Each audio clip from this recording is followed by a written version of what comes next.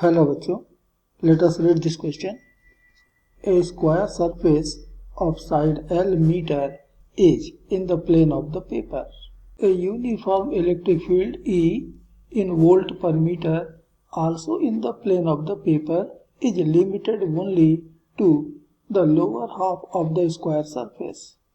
See figure. The electric flux in SI units associated with the surface is. तो इस question के लिए जो की कॉन्सेप्ट है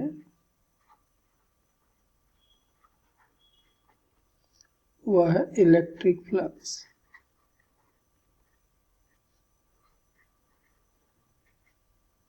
अब हमें मालूम है कि electric flux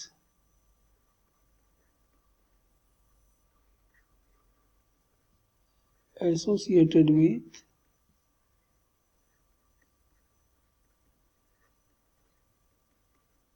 a surface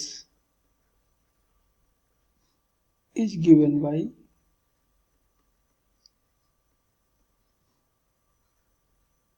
flux phi is equal to E dot A, the E vector into the A vector। अब हमें मालूम है कि A वेक्टर जो होता है वो हमेशा सरफेस के नॉर्मल की डायरेक्शन में होता है। It is always taken along normal to the surface. तो हमारे सरफेस का नॉर्मल जो होगा वो तो प्लेन के परपेंडिकुलर होगा।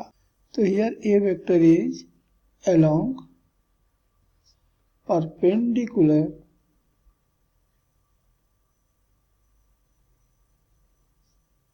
To the plane. तो ए वेक्टर प्लेन के परपेंडिकुलर है, लेकिन ई वेक्टर वो तो प्लेन में ही है और इसलिए इन दोनों के बीच का जो एंगल होगा वो होगा 90 degree. And that's why the flux phi is equal to ई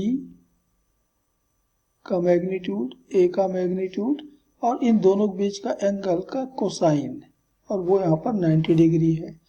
अब हमें मालूम है कि cos 90 की वैल्यू तो 0 होता है और इसलिए फ्लक्स भी 0 होगा।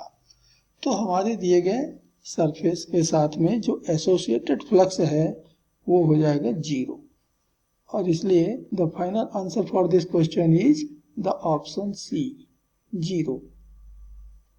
Hope you understood it well. Best of luck.